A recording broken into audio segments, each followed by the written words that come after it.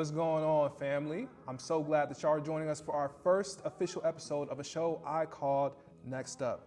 I'm so glad to have y'all here. I go by the name of Lloyd, and today I have a very, very special treat. Now, on this show, we're going to be interviewing a lot of the young, talented individuals in our community because, let me tell y'all, my generation ain't playing around. And if you think they are, I'm going to prove you wrong on this show right here. Today I have a very special guest, but before I get into that, I need y'all to give me a little gift because I'm finna gift y'all with a great episode. So the first gift that I need y'all to give me is to subscribe to the channel. Please turn on post notifications too, so that way you know when we're dropping content. We're delivering monthly content to y'all, so I don't want y'all to miss out. After that, I need y'all to please send this video to a friend because we want these artists, these athletes, these entertainers to get exposure in whatever it is they're doing for their career. So it's important that y'all share this content as well. So on today's episode, we have one of the most versatile musicians on FAMU's campus. I'm gonna be completely honest. I was first introduced to him with his jazz album that he released in 2023, Afrotaraxia.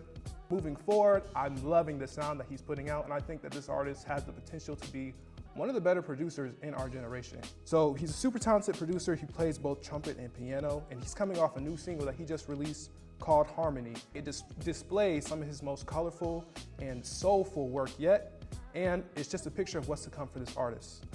Without further ado, y'all, let me introduce y'all to our first official guest on the show. What's up, y'all? I'm Zahsoul, and I'm next up.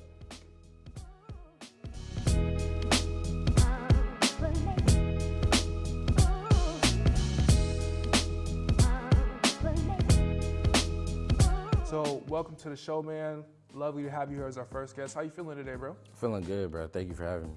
So the first thing I want to get into to start off this interview is we know that you're a super talented musician and you just released a new single, the single called Harmony. So it's a little bit of a different feel than some of the previous stuff that you released. Talk about like your creative process for that song and what went into that. I started creating this song last summer for a new EP that's coming out very soon. And I was just listening to a bunch of music that made me feel good, that made me just basically want to dance, like I said in the song. I just want to dance tonight. And it was kind of a movement of just wanting to dance and making feel good music. Awesome. So you said you have a new project coming out soon. Can we expect more songs like this on the project as well? Yes, absolutely. Were there any artists that you were kind of listening to that gave you the same feel as this song that you kind of studied to make that song sound the way it does? I'd say Snoop Dogg with his music with Charlie Wilson and Justin Timberlake. I think it's called Signs. But that album, that was one I really studied. Lucy Pearl, that was one group I was really studying because the vibe always had me rocking, or the beat, I just felt it all the time. And then of course like Pharrell production. Yeah, Pharrell has such a colorful sound. It's definitely something I noticed when listening to it. Talk about like any new instruments or anything that you experimented with on this song that was new that you could see yourself using moving forward. I'll say my voice, really, because all my other music is more so like jazz catered or just instrumental, but this new music I'm coming out with, I'm really starting to experiment with my voice and using my voice more often. Awesome. So for those that don't know, Zahsoul has a new single out called Harmony on all streaming platforms, if I'm correct, right? Yes, sir. Go ahead and go stream it, check it out. We know that y'all are gonna love it. Moving on to our next topic, I really just wanna take you all the way back, bro, and just talk about your background. So what was your first musical experience growing up? Was it playing an instrument? Like, what was your first moment where you realized music is something that I just love? So it might sound crazy, but it started at the age of 2.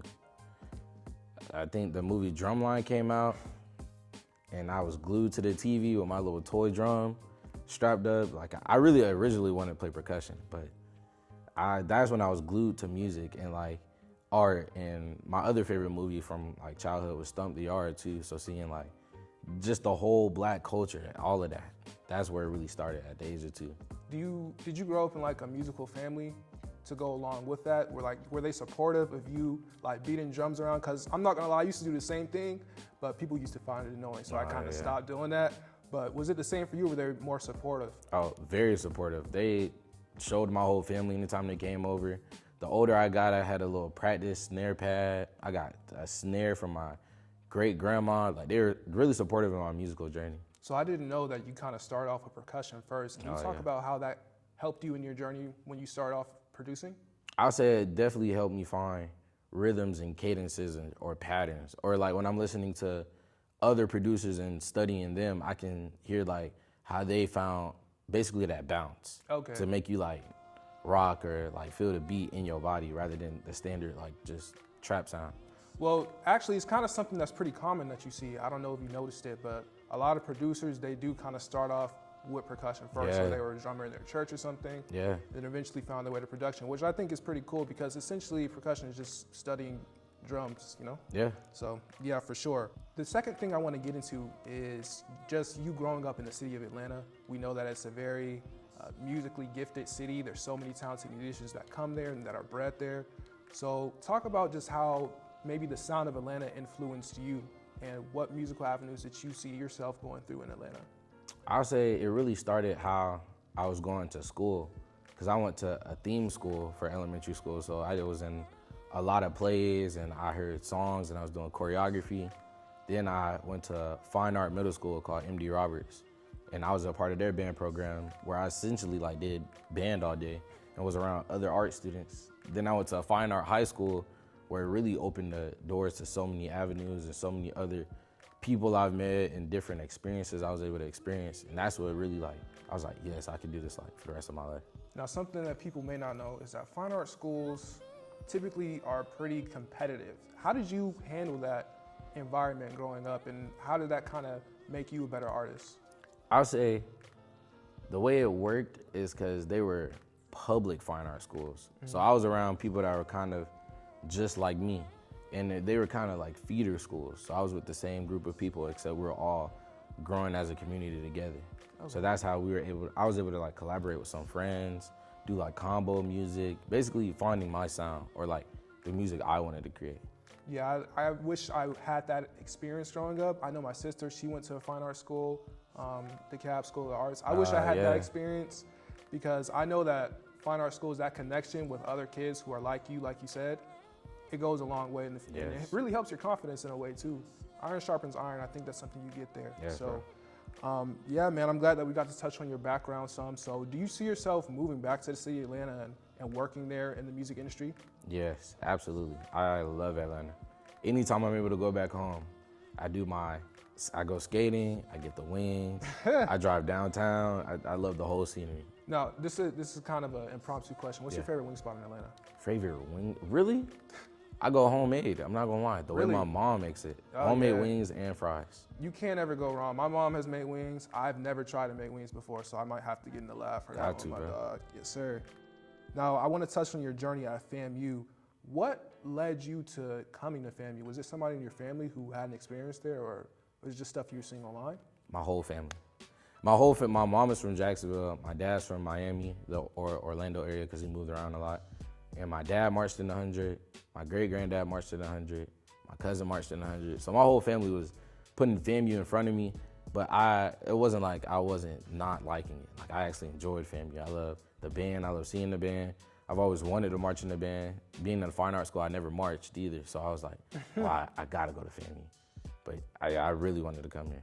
I have kind of a similar experience. So one thing I noticed about me growing up, having family from FAMU, I visited Tallahassee a lot. Did you also have a chance to come to Tallahassee a lot when you were a child and see the 100 and just see the campus and its beauty for yourself?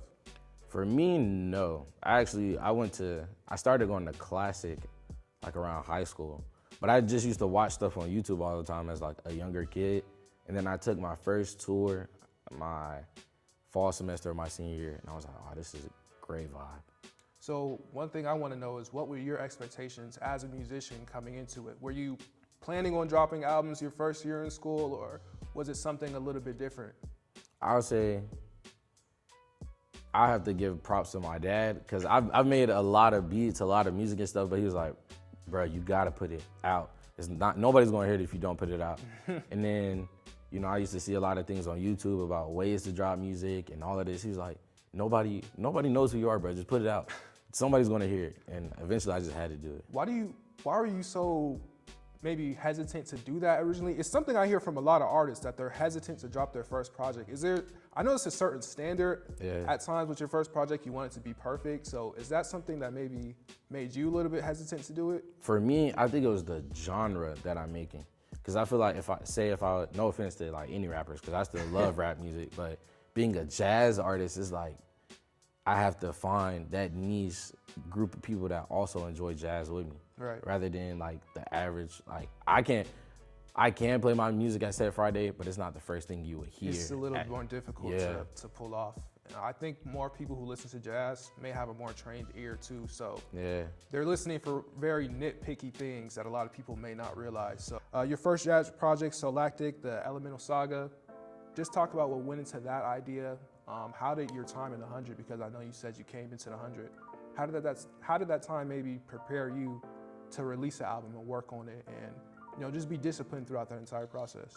So fun fact, I made that entire album my senior year of high school. Wow. Like the summer before I came up, which I usually make a lot of my music in the summer because I just like the whole college experience, having fun, being in the band, hanging with my friends, and now being a part of certain organizations and stuff. But that was the time where my dad was like, bro, you have a project, just put it out. Just put it out there. Don't worry about all the numbers and all of that. Just make the account and put it out. What was kind of the perception for you when you finally released it? What were people commenting, or what were people saying about the work that you did? Bruh, still to this day when people are like, you know, I really like enjoy your music, it's very shocking because you don't see the average kid like our age listening to jazz, or especially like electronic jazz for the Solactic album. So when I hear them say that, it's like, I get a real like warming feeling in my body, like, wow, I really appreciate it. Yeah, for me, when I noticed it and when I listened to it, I kind of noticed that it didn't sound like a first album to me. And also it's very uncommon for people to start their first album off with just straight jazz, in my opinion. So that was really cool, and it just felt a little more mature from the concept to the cover art, just the way the songs are named and listed out strategically. I feel like I can give you your flowers for that because it felt very unique at the time. So props to you for kind of stepping out in a different lane as well. Thank you, bro. So like I said before, my first introduction to you came from your next album, Afro Taraxia. So what was the concept behind that? How did you get the idea for that album?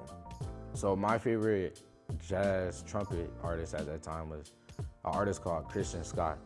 And he's basically with that Afrocentric sound and making jazz his own, because I enjoy standard jazz, but I also wanted to listen to a lot of new jazz artists. Like, what is the new sound? What are new people doing?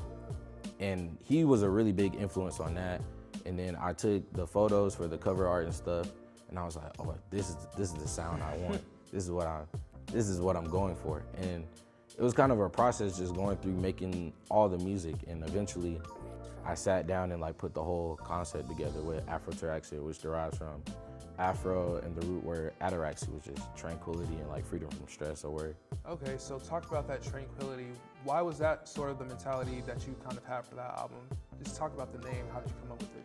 Well, I'm big on finding creative art terms or words.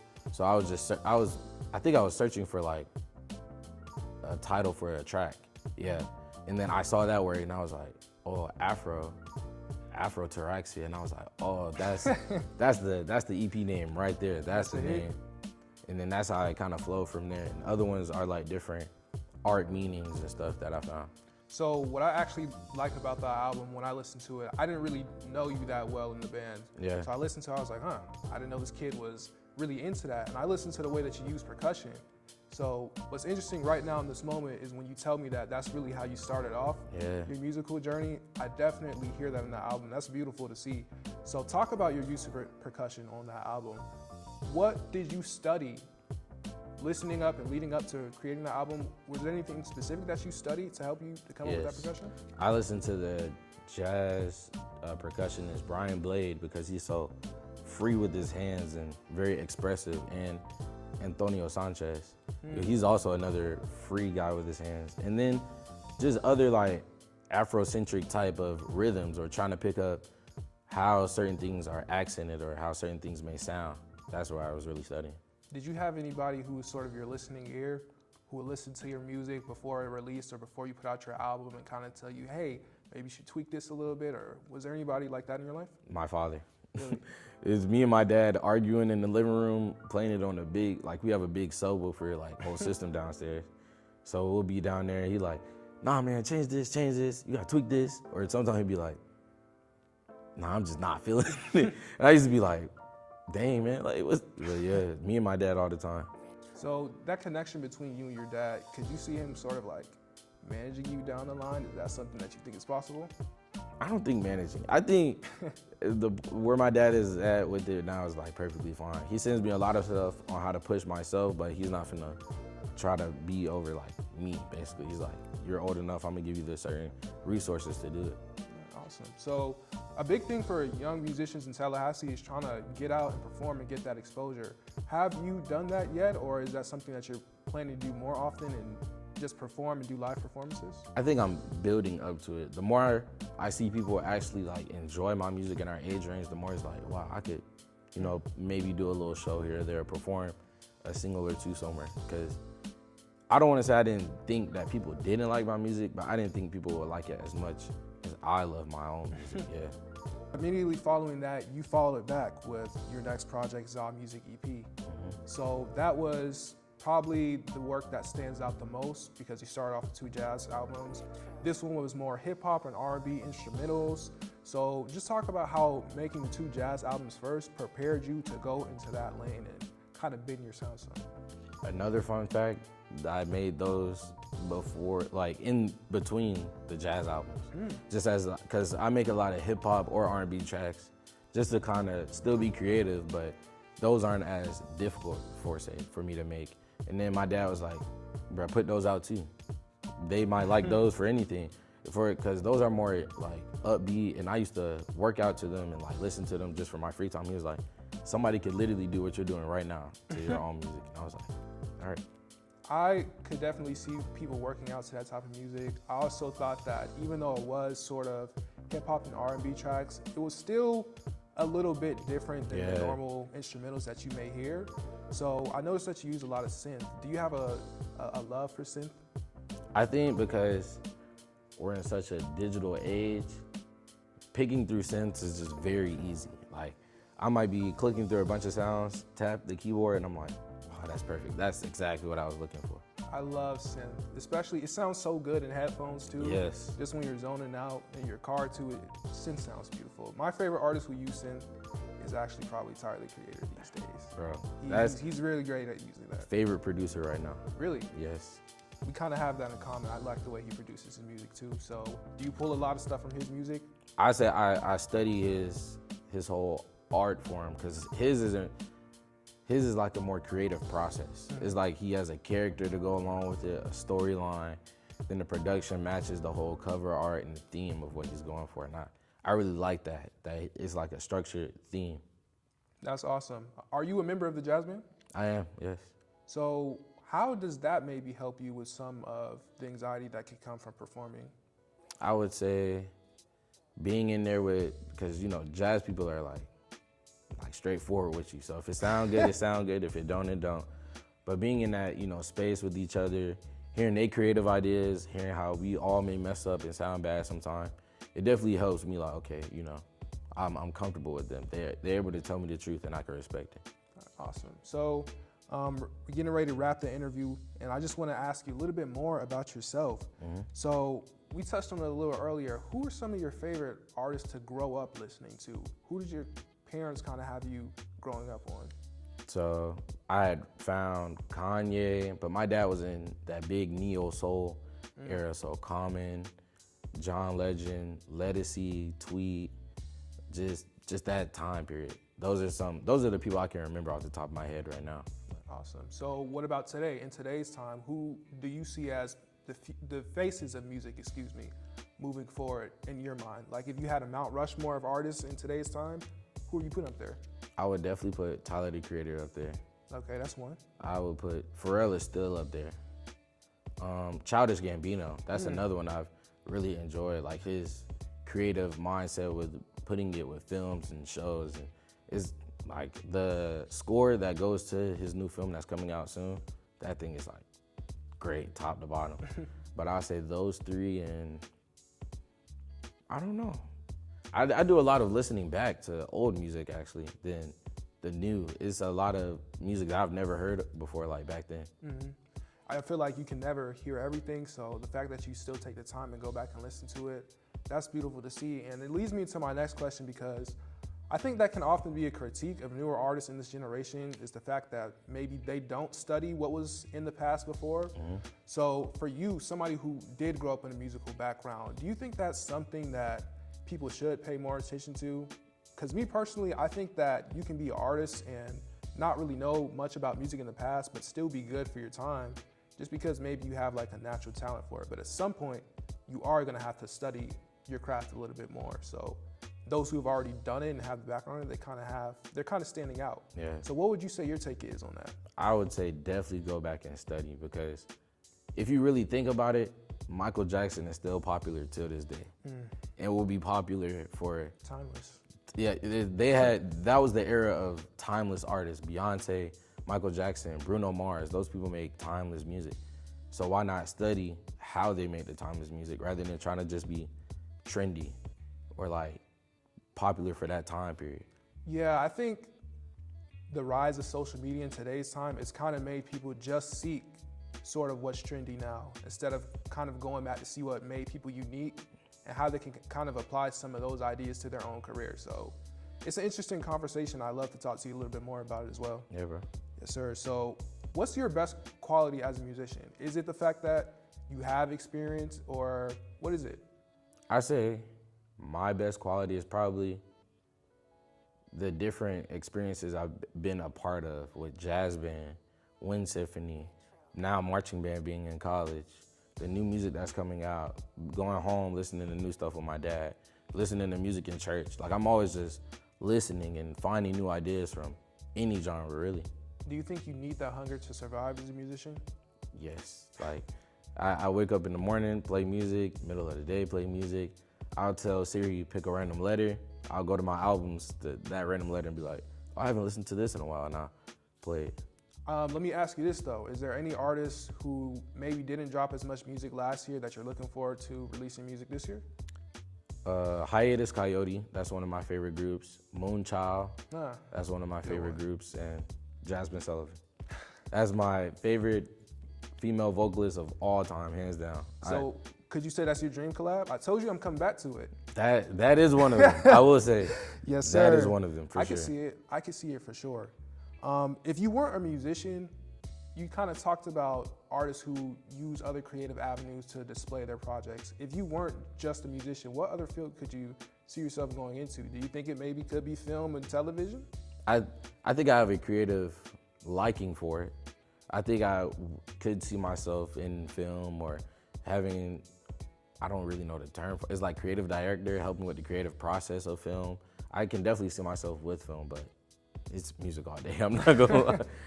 But in the future, would you like to do something like that? Maybe kind of have more visual works to go with your album as well? Yes. I love when the music can depict the picture and like tell a story. Yes, sir. So listen, all y'all videographers, photographers, get in contact with my man, he got work for y'all. Yes. For sure. So I want to wrap this interview, and I really appreciate you coming on the show. So my last question for you is, what's next? The EP is coming out very soon. Harmony was just the first track. It's gonna be an EP called HERE, which is an acronym, HERE. Y'all will find out what the acronym means. But yeah, a new EP coming out very soon. Yes, sir. Well, we're gonna be looking forward to it. And I really appreciate you coming on the show, man. Nice to chop it up with you. Thank you, bro. Listen, folks, we here for a good time, but not a long time. Nonetheless, I'm really glad that y'all tuned in into this episode with Zahsoul. Be on the lookout for his new EP dropping soon, and continue to stream Harmony, run up those numbers. While you're doing that, like, comment, and subscribe, and send this video to a friend so that they can find out about the music and the power of Zahsoul. And also be on the lookout for more content. Like I said, we're dropping an episode every month, so stay tuned. Until next time.